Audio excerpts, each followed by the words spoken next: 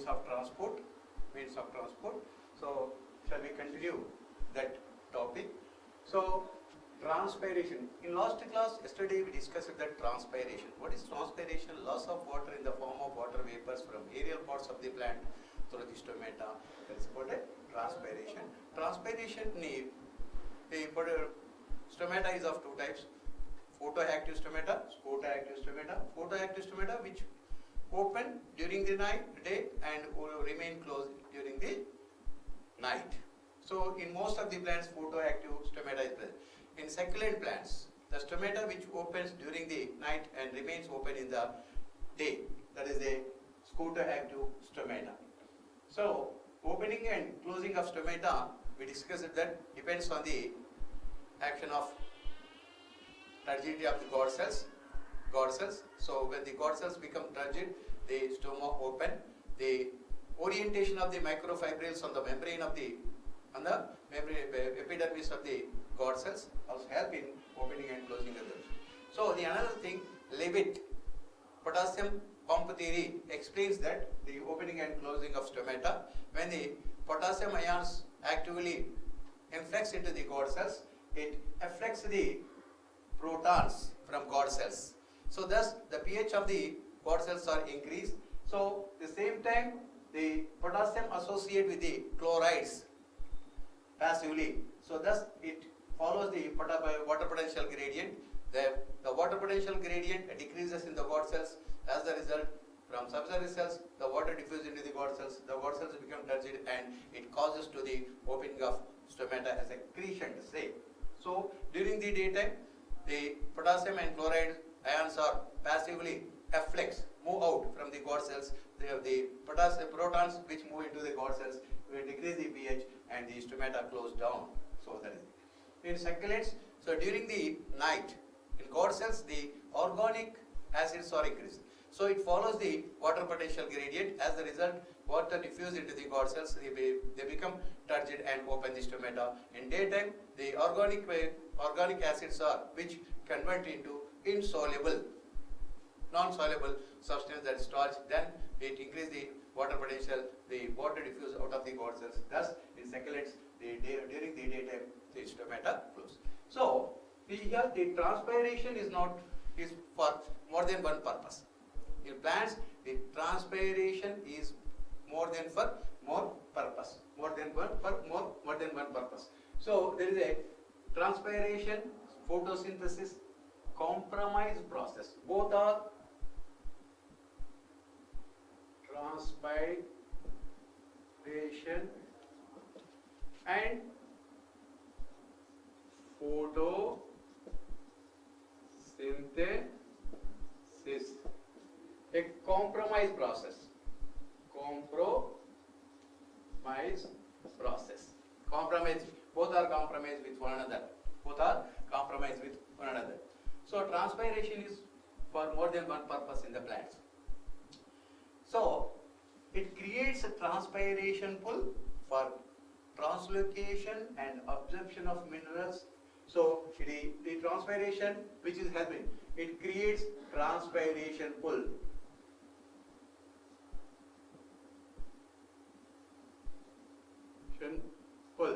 Which help to transport the minerals to various parts of the plant. The transpiration pull which help in transport of the mineral ions and water to various parts of the plant. The second is it supplies water to photosynthesis.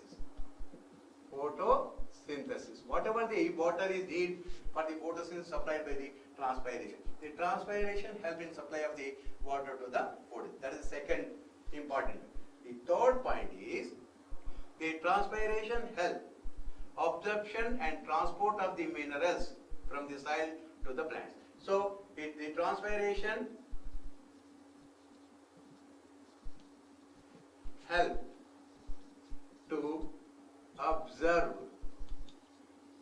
minerals from soil and transport to the plant pods. The fourth one is it cools the leaf surface area. It cooling the leaf surface. While the transpiration takes place, the leaf surface is cool. It cools the leaf surface, so up to 10 to 15 degrees. 10 to 15 degrees. That it cools the leaf atmosphere. So, in actively photosynthesizing cells, actively photosynthesizing plants, the water is quickly replaced or depleted from the plant pods by transpiration. See, in actively photosynthetic plants, the available water is sift or replaced or removed quickly by transpiration. Hence, the photosynthesis becomes limited. When the water is depleted from the plant pods, there is a 2 minutes break. We will come back in 2 minutes.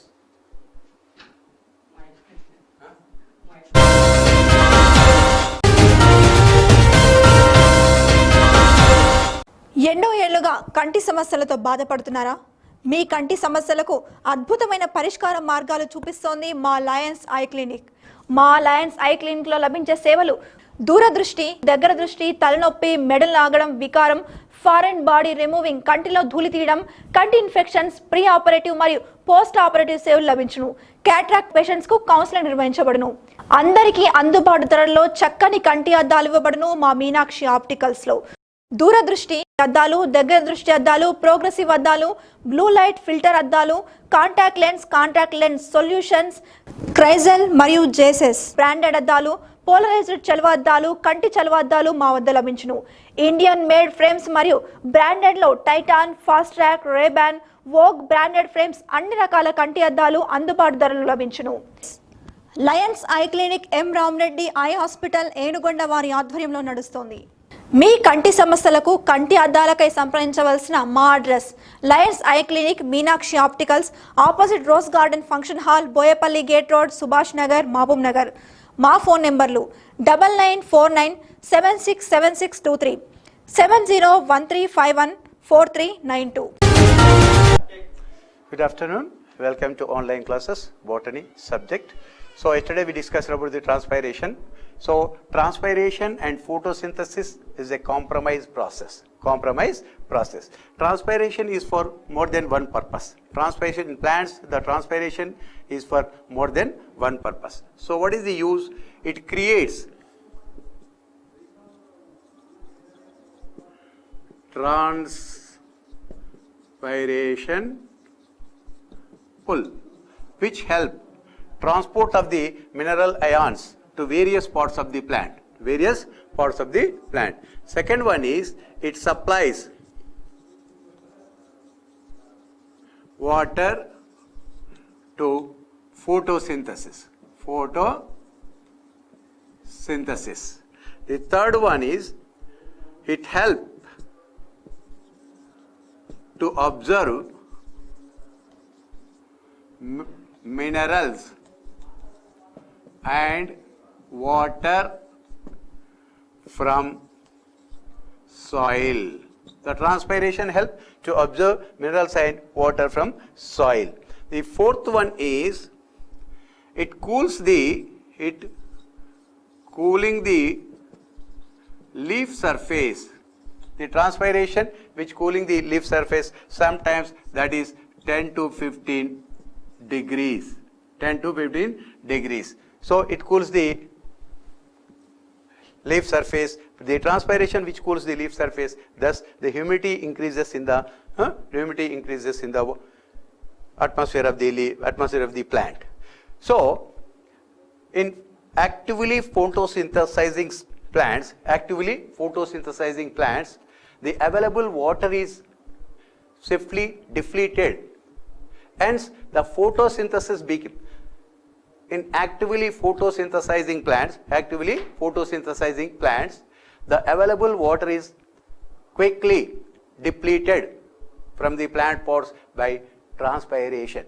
Hence, the photosynthesis becomes a limiting factor. Photosynthesis becomes a limiting factor. And also, so it increases the humidity in the forest. The transpiration which increase humidity in the forest, and it shows effect on the water cycle, that is leaf to root to leaf, leaf to atmosphere, and come back to the soil by rain. So, despite of a loss of water by photosynthesis, despite of that, instead of that, the water loss a lot from the plants by transpiration, though it is beneficial to the plants. During the transpiration, the plants loses lot of water, though it is beneficial to the plants. Hence, it is called necessary evil. The transpiration is defined or described or kind by Curtis, a scientist Curtis kind, that it is necessary evil. Transpiration is necessary evil in plants.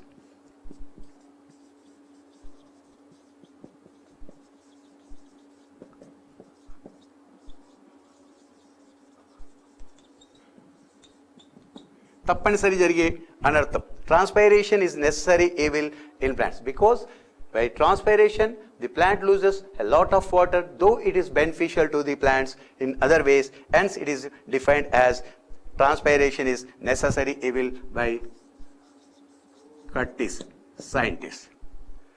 Because of that, one of the strategies, the C4 photosynthetic strategies is one of the best for plants.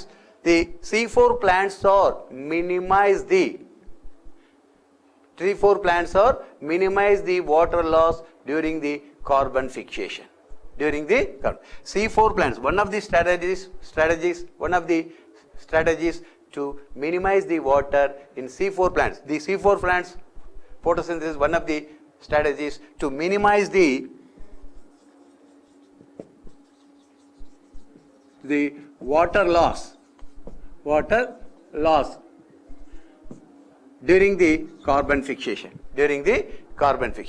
So, C4 plants are twice better than C3 plants during the carbon fixation. C4 plants are twice the better than C3 plants which lose the same amount of water and fix the double amount of the carbon dioxide.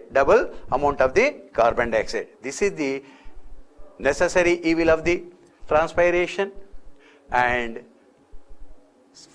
transpiration and photosynthesis is a compromise process. It is a 4-mark question important.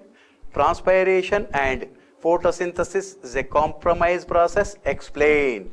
So you know that the transpiration which creates the transpiration pool help in translocation of the transport of the minerals to various parts of the plant. It supplies the water to the photosynthesis. It helps in absorption of the mineral water from the soil and transport of the minerals to various parts, and it cools the leaf surface 10 to 15 degrees. Thus, it increases the humidity. So, whereas in actively photosynthesizing plants, the available water is swiftly depleted by transpiration, hence the photosynthesis becomes limited. And also it shows effect and water cycle. So in rainforest, the humidity increase by transpiration, thus it play an important role, the movement of water from root to leaf, leaf to atmosphere, then it come back to the soil by rain. So despite of that, transpiration a lot of loss to the plants, which loses a lot of amount of water, though it is beneficial to the plants, and it is defined as a necessary evil. So one of the strategies in C4 plants to minimize the loss of water during the carbon carbon dioxide. The C4 plants are better than C3 plants, which lose the same amount of water to fix the double amount of carbon dioxide during the photosynthesis. That is the transpiration and photosynthesis compromise process. Now we shall discuss the absorption and transport of minerals in the plants.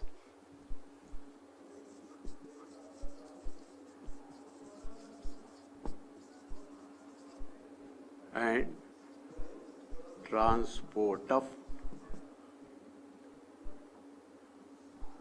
minerals in plants. Next subtopic in this, absorption and transport of minerals in the plants. How the minerals are absorbed and transport in the plant. So in plants, most of the carbon dioxide and large amount of oxygen is absorbed from the carbon dioxide in atmosphere. The plants are absorb carbon and oxygen, get the carbon and oxygen from carbon dioxide in atmosphere. The remaining mineral nutrients are absorbed from the water and soil.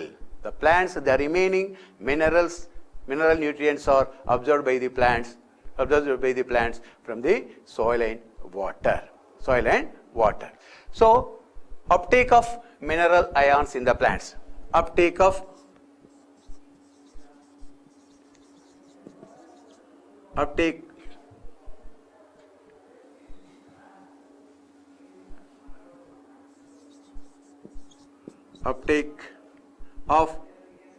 mineral ions in plants. How the mineral ions are uptake in the plants? Unlike water, the mineral nutrients are not absorbed by passively. The mineral nutrients are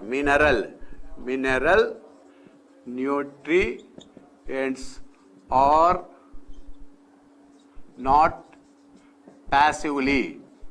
Passively means without consuming of energy. The water which is passively diffused into the cells. But whereas the mineral nutrients are not absorbed, the mineral nutrients are not passively absorbed, not passively uptake.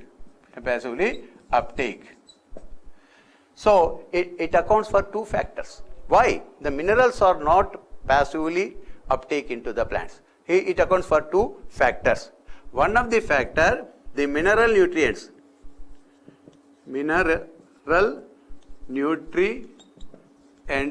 are charged particle ions in the soil. So the mineral nutrients are as charged particle ions in the soil. Hence, the ions are not passed across the membrane of plant cells or root cells. So these are the charged particles, charged ions. Hence, the charged ions are not passed across the membrane passively. That is first factor. Why the mineral nutrients are not absorbed, not uptake passively means one of the factor, mineral nutrients are charged particles ions in the soil. Hence, the charged ion particles are not passed across the membrane passively, across the membrane of the root cell. Hence, it needs some energy. Then second one, the mineral nutrients. The minerals are less concentration in the soil than plant cells. So the concentration of the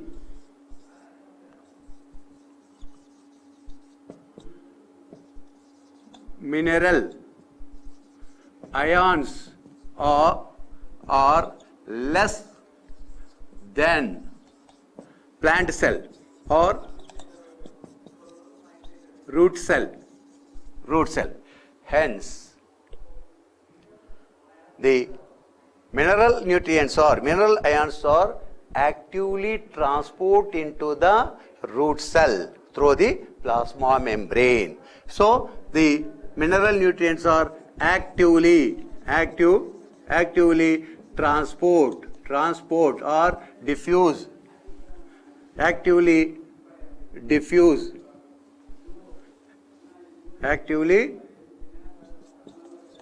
transport into root cell by utilizing the ATP energy. So because of the charged ions and less concentration of the ions in the soil, the ions or mineral nutrients ions are actively diffused into the root cells by consuming the ATP energy. So in the endodermis of this cell, there are many transproteins are present. In the membrane of the endodermal cells, the transproteins are present. So this is the root internal structure. This is the root hair. Ions are actively transport through the cortical cells. So this is the endodermis.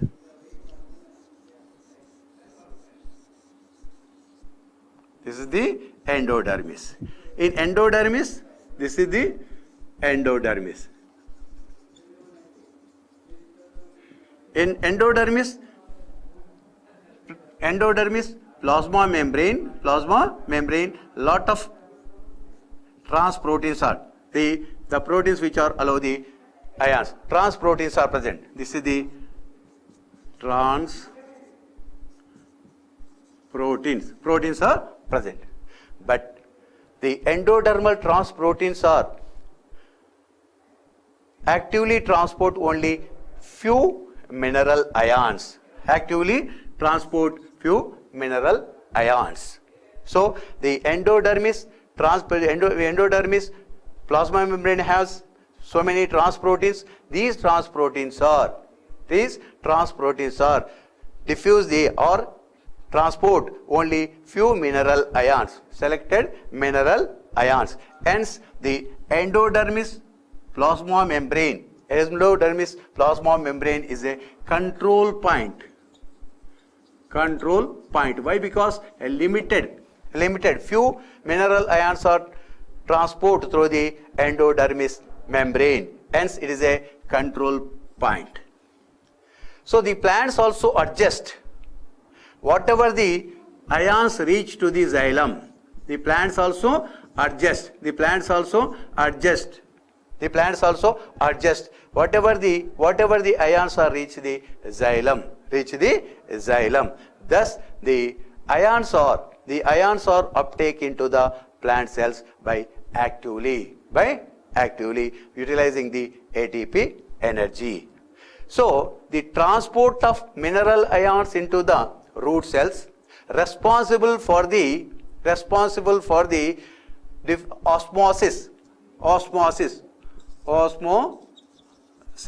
The transport of the mineral ions into the root cell are responsible for the osmosis. Thus the water is diffused into the root cells by increase of the concentration of the mineral ions in the cells that help in diffusion of the water into the. So the active transport of the mineral ions in root cells responsible for the osmosis, diffusion of the osmosis of the water.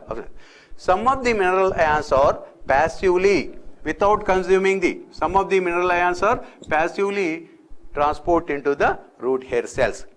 So this is the uptake of ions into the plant cells. So today we are continuing the topic, the absorption and transport of the mineral nutrients in the plant. The carbon and large amount of oxygen is from carbon dioxide, get the carbon dioxide in atmosphere. The remaining mineral nutrients are absorbed from soil and water by plants, and the uptake of ions into the plant cell. Unlike water, the mineral nutrients are not passively transported into the cells, because the mineral nutrients are charged particles in the soil. Hence, these charged particles are not passed across the membrane passively. The another thing is the concentration of the mineral nutrients are less than root hair cell. Hence, the mineral nutrients are transport or uptake into the root hair cells by actively utilizing the ATP energy. Thus, from soil, the nutrients are actively transported into the root hair cells. So, whereas in endodermis of the root, there is lot of transproteins which translocate the nutrients. But the endodermal transproteins allows only few selected mineral ions.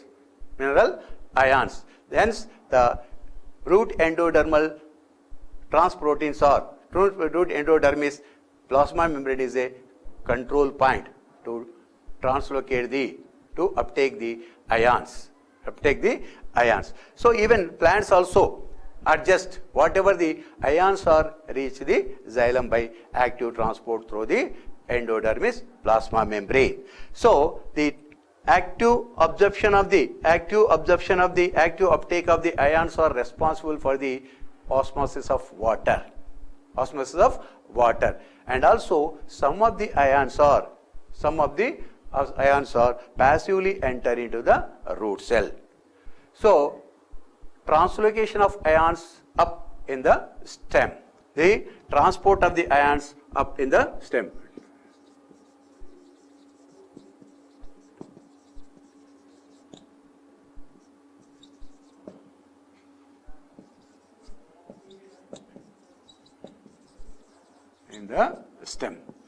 So whatever the ions are reach the xylem through the root.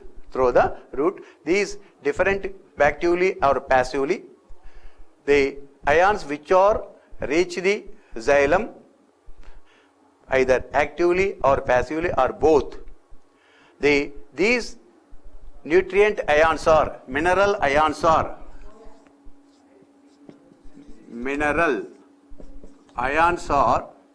move up the stem through the xylem by transpiration stream. So the transport of the ions up in the stem by transpiration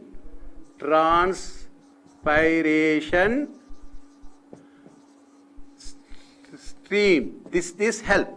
Transpiration stream help the upward movement of the ions in the stem. The transpiration stream is the responsible driving force for upward movement of the ions in the stem. The mineral ions are uptake into the xylem, which are reach in the xylem by both the ways, actively or passively, or both the ways.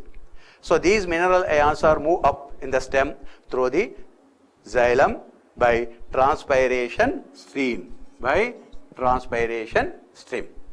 So the mineral ions are transport. The mineral ions are transport in the plants from source to sink.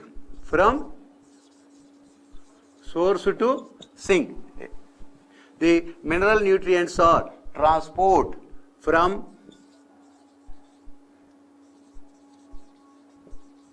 source to sink. In plants, the sink means consuming point. The sink may be photosynthetic parts, that is leaves. leaves, buds, fruits, storage organs. The leaves, buds, fruits, storage organs are the sink. So the mineral ions are transport in the plants. The mineral ions are transport from source to sink. Source to sink. The sink may be leaves, buds, fruits, and storage organs. Storage organs. So some of the mineral nutrients are remobilized from source to sink. So whatever the mineral nutrients are transported from source to sink, depending on the condition, sometimes it is redirected, remobilized to various parts of the plant. For example, so any plant pot undergoes senescence or ready to die off. The mineral ions are withdrawn from the plant, that pot. So the mineral ions are redirected, remobilized to other parts. For example, from older leaves, the mineral ions are translocated to the younger buds or younger leaves. So in deciduous forest, leaf falling forest, so the mineral ions are withdrawn from the falling leaves, senescing leaves, and retranslocate to the younger parts. Some of the mineral ions are remobilize from older parts to younger parts. So that is depending on the type of forest and depending on the condition. Readily remobilize mineral ions are in plants. Some of the mineral ions are remobilize from storage organs to various parts, from sensing parts to the younger parts. The readily remobilize nutrients or elements are, that is nitrogen, phosphorus, sulfur, potassium. Nitrogen, phosphorus, potassium, which are remobilized. So some of the nutrients are structural components of organisms or plant parts, hence they are not remobilized. For example, calcium is a structural. These are the remobilized nutrients, whereas the calcium is not remobilized. Why? Because it is a structural component. Transport of the ions upward in the stem. So the different mineral nutrients are uptake through this root hair into the xylem, passively or actively. The mineral nutrients which are present in the xylem or move upward through the xylem in the stem by transpiration stream. The nutrients are transport from source to sink. Source is a soil, sink is consuming point. Consuming point means leaf, photosynthetic parts, buds, flowers, fruits, storage organs. Sometimes the mineral nutrients are remobilized, then the source and sink becomes reversible. How? During the unfavorable condition, in winter conditions, from storage organs, the food materials are remobilized to the dormant buds to develop photosynthetic parts. parts. Thus, the mineral nutrients are remobilized in both the direction. They are translocate both the direction by directional. So, the readily remobilized mineral nutrients are, that is, nitrogen, magnesium, phosphorus, potassium. These are readily remobilized. When the leaf is senescence or going to fall, the mineral nutrients are withdraw from the leaf, older leaf, and translocate to the younger leaves. So, when the plant pods are going to senescence, fall off, die off, during the condition, the mineral nutrients or some of the mineral elements are withdrawn from the sensing pods and translocate to younger pods. Thus, the readily remobilized elements are nitrogen, magnesium, phosphorus, potassium. Some of the mineral nutrients are structural component of the plant. Example, calcium. So, the calcium is not remobilized, which is a structural component. Hence, it is not remobilized. So, when we analyze the xylem sap, some of the nitrogen is translocate in the nitrogen compounds, inorganic compounds. Nitrogen, which is inorganic. When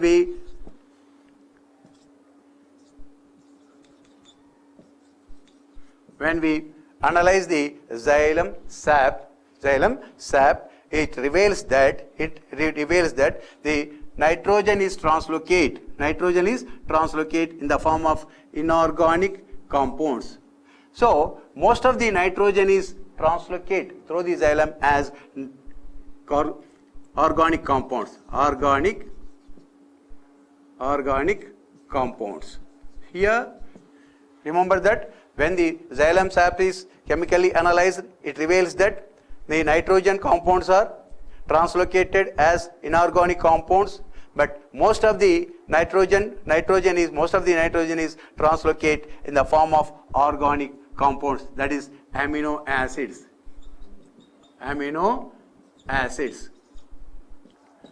Whereas in the phloem, the sulfur and phosphorus is translocate as organic compounds and inorganic compounds. The sulfur and phosphorus, which is translocated as inorganic compounds. In xylem, the nitrogen is some of the nitrogen is translocated in the inorganic compounds as well as organic compounds, the amino acids. The sulfur and phosphorus in the phloem translocate as inorganic compounds and organic compounds. So, there is a little exchange. There is a little exchange between the xylem and phloem. Exchange of nutrients between xylem and phloem. Hence, it is not like that. Only the xylem translocate the inorganic compounds and only the phloem translocate organic compounds as old tradition. So, in both xylem and phloem, the nutrients are translocate organic and inorganic compounds. So, that is the absorption and transport of the mineral nutrients in the plants. The uptake of ions, unlike water, the mineral ions are not uptake passively because the mineral nutrients are charged particles in the soil and also the concentration is less than plant cells. Hence, compulsory, definitely the mineral ions are uptake into the root cells by consuming the ATP energy. The root endodermis membrane transproteins are control points which allows few mineral nutrients into the xylem. The xylem also, the plants also adjust whatever the nutrients are reach the xylem. So, the active transport of mineral nutrients responsible for osmosis of water in the root. Some of the nutrients are passively uptake into the root hair cells. Then transport of the mineral nutrients upward in the stem. So the mineral nutrients which are observed, which are uptake into the root hairs and into the xylem, actively or passively or both, are transport upward through the xylem through transpiration stream. The mineral nutrients are transport from source to sink. Sink is the consuming point. Photosynthetic parts, leaves, buds, flowers, fruits, storage organs. So some of the nutrients are remobilized, then the source and the relation of the source and sink becomes reversible. In unfavorable condition, in winter season, from storage organs, the mineral nutrients are transported to the younger growing buds to develop into photosynthetic organs. Thus, the mineral nutrients are moved bidirectional. Some of the nutrients are remobilized. For example, in sensing plant pots, the nutrients are withdrawn, and from older pots it is withdrawn and transport to the younger pots.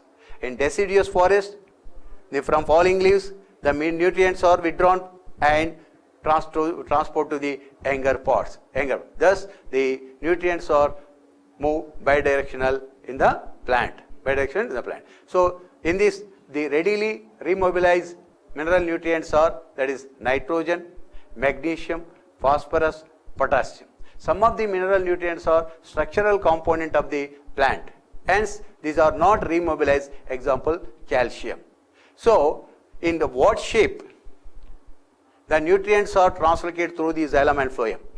The analysis of the xylem exudates reveals that nitrogen, some of the nitrogen is translocated in the form of inorganic form, and most of the nitrogen is in the form of organic form. Example, amino acids.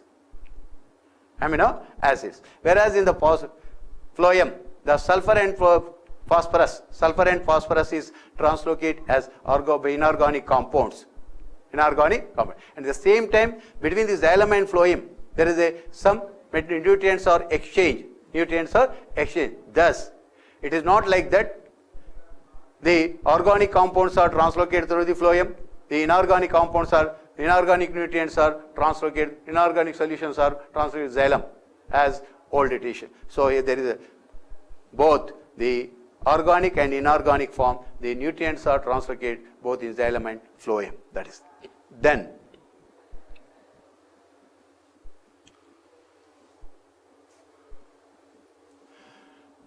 transport of the nutrients in the phloem. Phloem transport.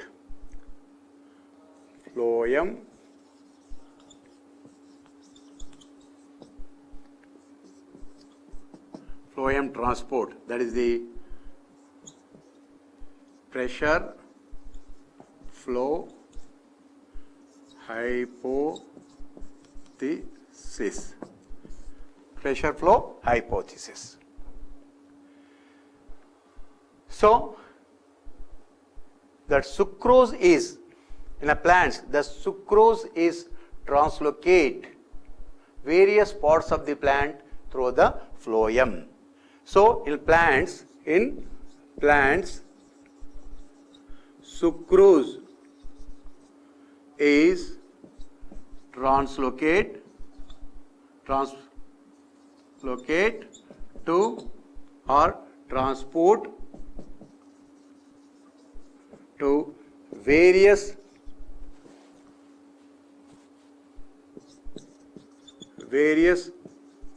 parts of plant through xylem. Through phloem. The nutrients are translocate, the food materials are translocate to various parts of the plant through phloem. That is the phloem transport. Phloem transport. So,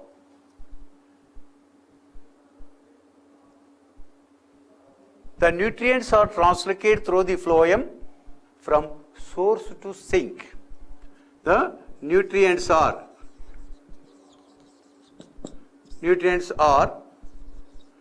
translocate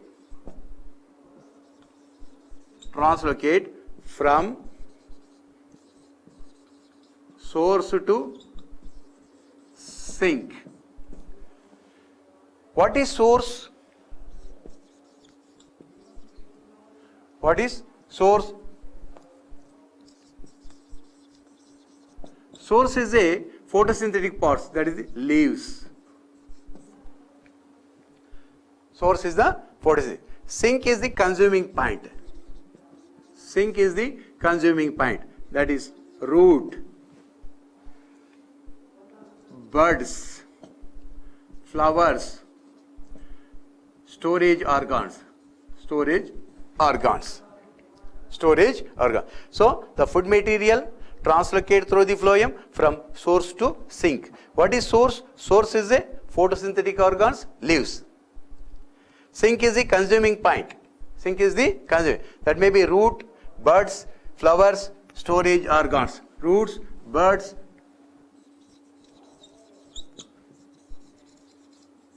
flowers and storage parts. So, depending on the need, requirement, the source and sink relation becomes reversible. The source becomes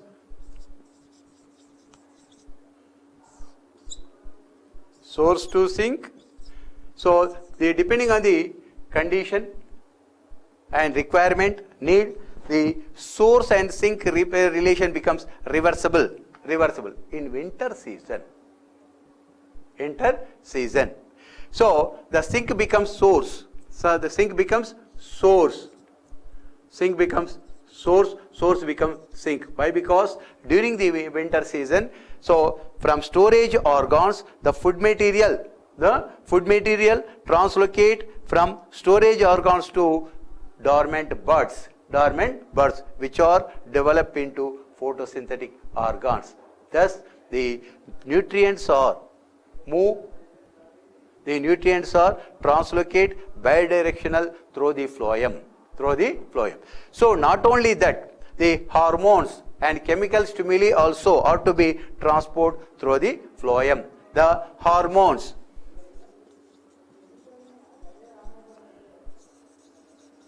chemical stimuli also translocate through the phloem to various parts of the plant.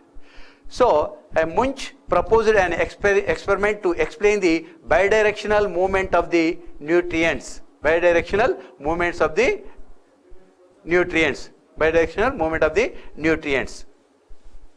So, Munch explained the bidirectional movement of the food material from source to sink, sink to source. So, he has taken a simple experiment. He explained with the simple experiment. These are the two bulbs which are connected with the U-shaped tube. This is the B bulb, this is the A bulb. So, it is a less concentration. This is high concentration. Both the bulbs are placed in the individual water containing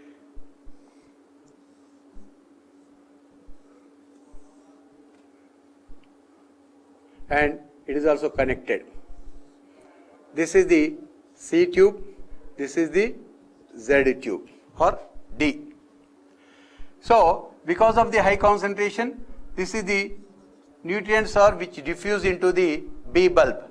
Then as the B bulb, because of the diffusion of the nutrients, the pressure increases. As a result, from B to through the C, it translocate to the A.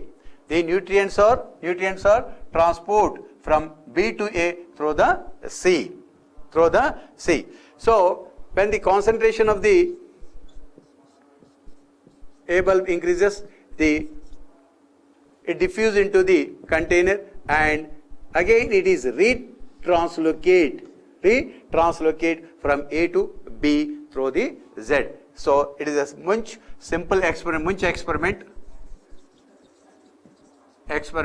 to explain the bidirectional movement of nutrients through the xylem. So first of all, because of the low concentration, the water moves into the B. It increases the wave pressure. As a result, the nutrients are passed through the C tube into the A from B, and again the concentration of the nutrients increases. The water which is move outside and nutrients move outside, and from A bulb to B bulb the nutrients are moved. That is the bidirectional. Movement. Simple.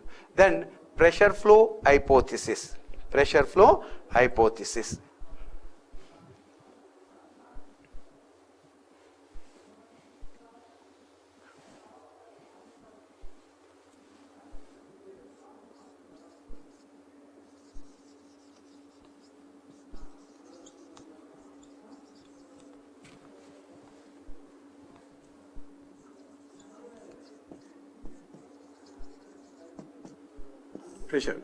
To explain the translocation of the nutrients through the xylem,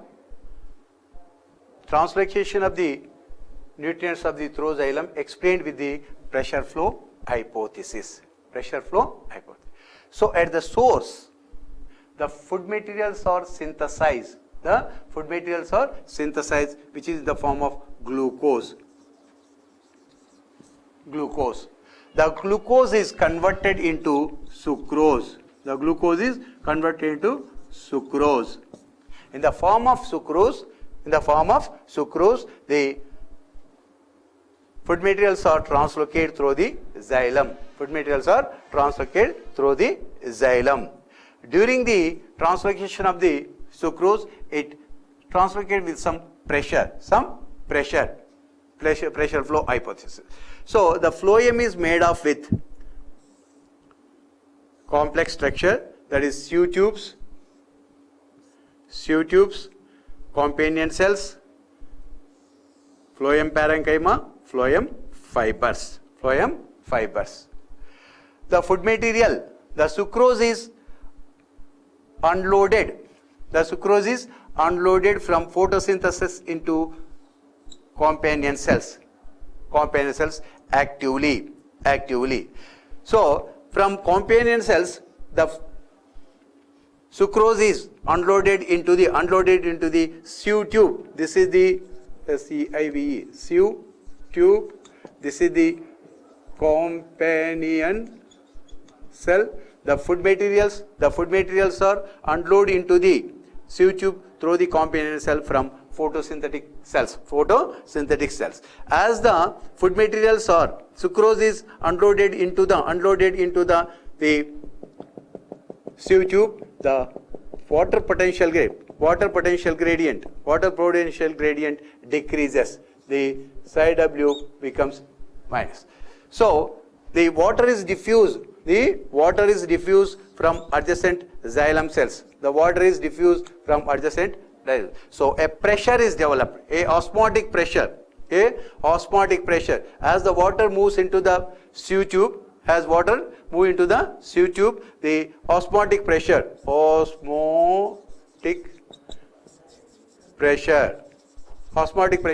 increases.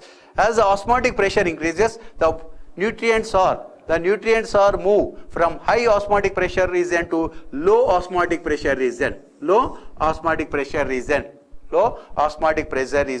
And so at the low osmotic pressure region, at the sink, the nutrients are unloaded. Through the vein ending actively. As a result, the osmotic pressure, the water potential decreases, water potential increase in the sink, and the So osmotic pressure also decrease. Thus some pressure, osmotic pressure, the nutrients are translocated from high osmotic pressure region to low osmotic pressure region at the sink, and at the sink the nutrients are unloaded through the vein ending by actively. Thus the water potential increases and the osmotic pressure decreases. The water diffuse from sieve tubes to the adjacent xylem cells. Thus with some osmotic pressure, the nutrients are translocated from high osmotic pressure region to low osmotic pressure region, that is the sink. So consuming point, at sink, the nutrients are unloaded actively through the vein ending. Thus when the nutrients are unloaded, the water potential increases and the osmotic pressure decrease. Thus some pressure, the nutrients are translocated through the phloem. So the phloem is composed of with complex structure. That is the sieve tube companion cell. The sieve tubes are end with cross walls, some pores. These cross walls are called sieve plate.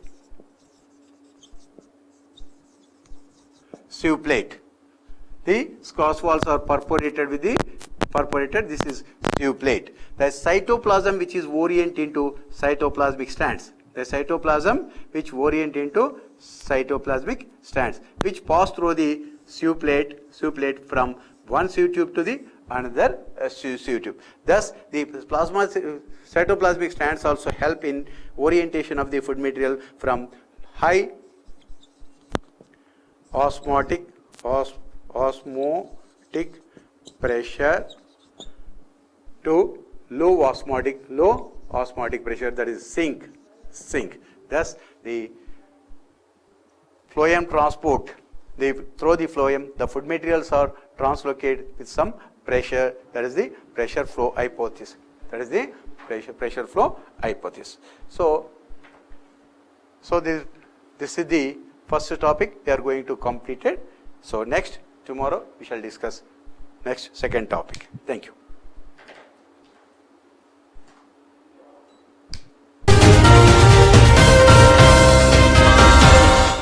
ఎన్నో ఏళ్లుగా కంటి సమస్యలతో బాధపడుతున్నారా? మీ కంటి సమస్యలకు అద్భుతమైన పరిష్కార మార్గాలు చూపిస్తోంది మా లయన్స్ ఐ క్లినిక్. మా లయన్స్ ఐ క్లినిక్ లో లభించే సేవలు దూరదృష్టి, దగ్గర దృష్టి, తలనొప్పి, మెడలు లాగడం, వికారం, ఫారెన్ బాడీ రిమూవింగ్, కంటిలో ధూళి తీయడం, కంటి ఇన్ఫెక్షన్స్, ప్రీ ఆపరేటివ్ మరియు పోస్ట్ ఆపరేటివ్ సేవలు లభించును. క్యాట్రాక్ట్ పేషెంట్స్ కు కౌన్సిలింగ్ నిర్వహించబడును. అందరికీ అందుబాటు ధరల్లో చక్కని కంటి అద్దాలు ఇవ్వబడును మా మీనాక్షి ఆప్టికల్స్ లో.